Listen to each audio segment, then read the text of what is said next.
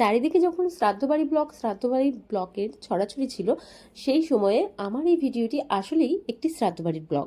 তবে জানিয়ে রেখে আর 5 জনের মতো ভাইরাল হওয়ার জন্য সেই সময় ট্রেন্ডিংয়ে গা ভাসিয়ে দিয়ে আমি এই শ্রাদ্ধবাড়ির ব্লগটি শ্যুট করিনি।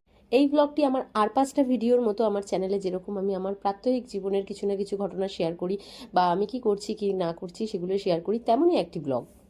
2023-এর দশমীর পরেই হঠাৎ করে জানতে পারি আমার এক খুব কাছের বান্ধবীর বাবা মারা যান।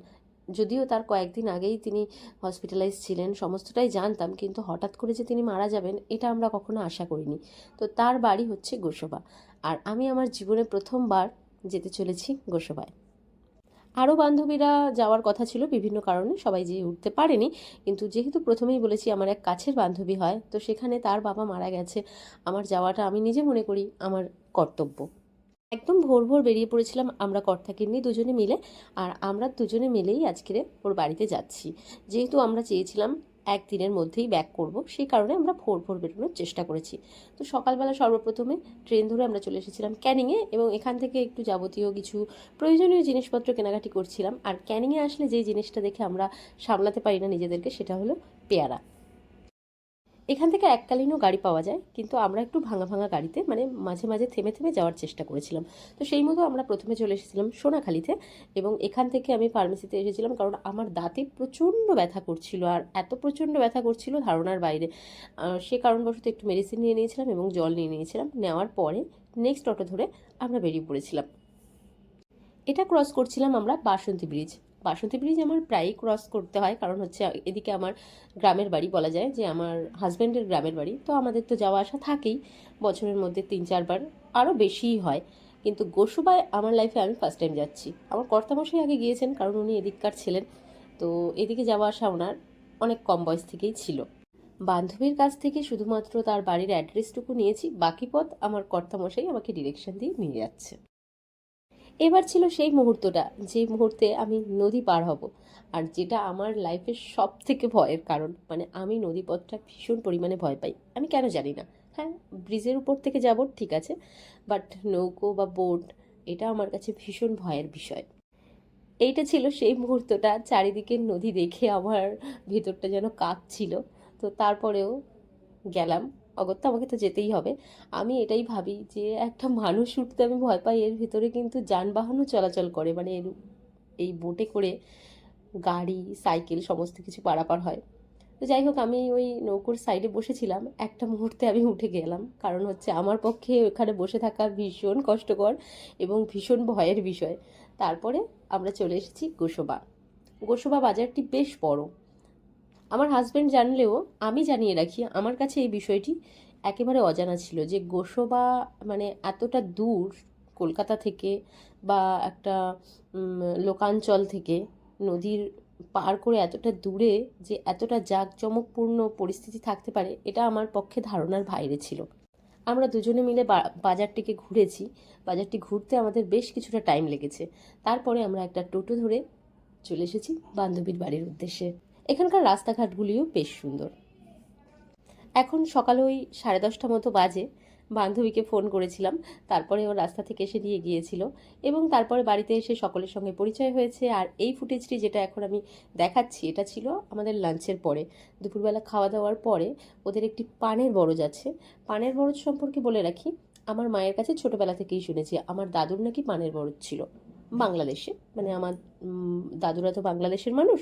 তো ওখানে নাকি পানের বরজ ছিল এবং ওনার পানের ব্যবসা ছিল, যেটা ওনার মানে সপ্তাহে সপ্তাহে লঞ্চে করে যেত ঢাকায়।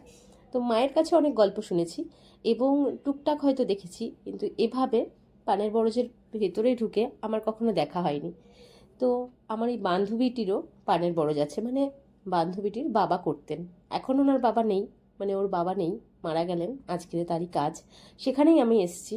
তো এই পানের বরজটাই ও ঘুরে দেখালো।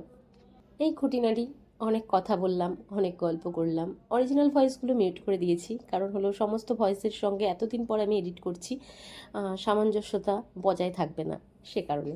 তারপরে ওদের আশেপাশের জমি জায়গা আর কি দেখাচ্ছিল, সুপারি বাগান, পেয়ারা বাগানটা আমি জানি না ক্যামেরাতে অতটা আসছে কিনা, সেই দূরে পেয়ারা বাগান দেখা যাচ্ছে, সেটাই ও দেখাচ্ছিল। আমরা যাইনি, কারণ আমরা বেরিয়ে পড়বো, অলরেডি 3:30 বাজে। আমাদের উদ্দেশ্য সন্ধ্যের মধ্যে বাড়ি ফেরা। বন্ধু বান্ধবের মধ্যে আমি একাই এসেছিলাম। তবে আমার কর্তাটি সাথে থাকলে আমার আর অন্য কোনো বন্ধু বান্ধব না থাকলেও চলে যায়, নিজেকে অতটা একা ফিল হয় না। সব শেষে এবার হলো বাড়ি ফেরার পালা। ও আমাকে রাস্তা এগিয়ে দিতে এসেছিল এবং ওদেরই পরিচিত এক টোটো চালক ছিলেন, তার সঙ্গে কথা বলে দিলেন। তো তিনি নিয়ে চলে এসেছেন আমাদের গোসবা। এবার আবারও নৌকোয় ফেরার পালা। যাচ্ছি ঘাটের দিকে। আর এখানে যেরকম সিস্টেম আছে কয়েন দিয়ে টিকিট সিস্টেম, তো এটা অনেক বছর আগে ক্যানিংয়েও ছিল। ক্যানিং নদী যখন ব্রিজ হয়নি, আমি নিজে পারাপার করেছিলাম।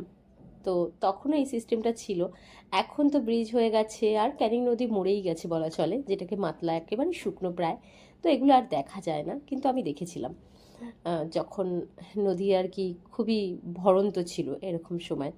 তো এখন আমরা এখান থেকে চলে যাব ওপারে। ফেরার সময় মনের ভিতরে অনেকটা সাহস সঞ্চয় করে বসেছিলাম নৌকোটির পাশে। যদিও বেশিক্ষণ বসে থাকতে পারিনি, যাই হোক কিছুটা সময় বসেছিলাম। তারপরে আবার যথারীতি উঠে গেছি। ওই যে বললাম না, ভয়ের কারণে। কি সুন্দর লাগছে পড়ন্ত বিকেলের একদম সূর্যের গোলাপি আভাটা নদীর ওপরে পড়ছে, যেন ভীষণ সুন্দর। আমরা সকলেই কম বেশি দেখতেই এই অবস্থাটাকে পছন্দ করি, হয়তো ভয় পাই বা অনেকেই জলের সাথে অভ্যস্ত নয়, কিন্তু দেখতে ভীষণ পছন্দ করি। আমিও তার ব্যতিক্রম কিছু নয়। এই হলো চণ্ডীপুর ঘাট। এই ঘাটটাতে আমাদের নৌকোটা থেমে তারপরে আমাদের যাবে গন্তব্যে।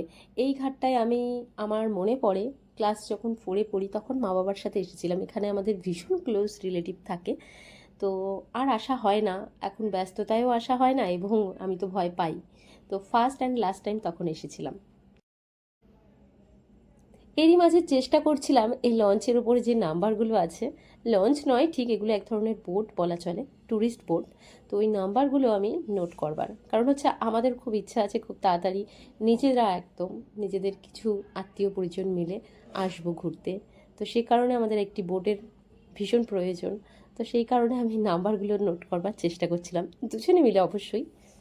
আমরা যেমন রেলওয়ে স্টেশন চত্বরে ভিড় করে থাকি ট্রেনটা ঢুকলেই আমরা উঠবো বলে প্রতীক্ষায় থাকি, তো সেরকমই যেন আমার মনে হলো নদীর ঘাটে বহু মানুষ ভিড় করে দাঁড়িয়ে রয়েছেন যে নৌকোটা ঠেকলেই তারা উঠবেন।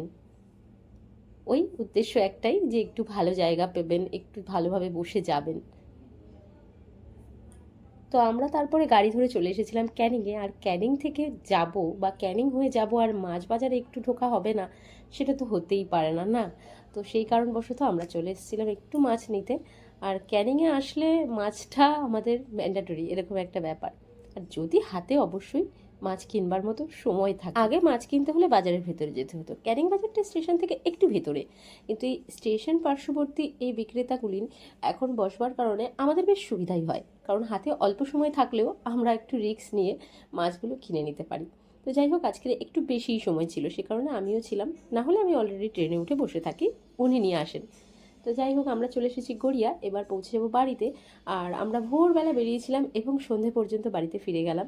আর এই ব্লগটি কোনো শ্রাদ্ধ বাড়ির স্পেশাল ব্লগ বা কিছু নয়, আমি আমার জীবনের প্রতিটা মুহূর্তে একটু একটু করে ক্যাপচার করে রাখি, তো সেরকমই একটা ক্যাপচারের ঘটনা এই ভিডিওটি। এবং সেই ভিডিওটি আমি এতদিন পরে পোস্ট করছি। জানি না কার কীরকম লাগলো। সকলে ভালো থাকবেন, সুস্থ থাকবেন। ভিডিওটি ভালো লাগলে একটা লাইক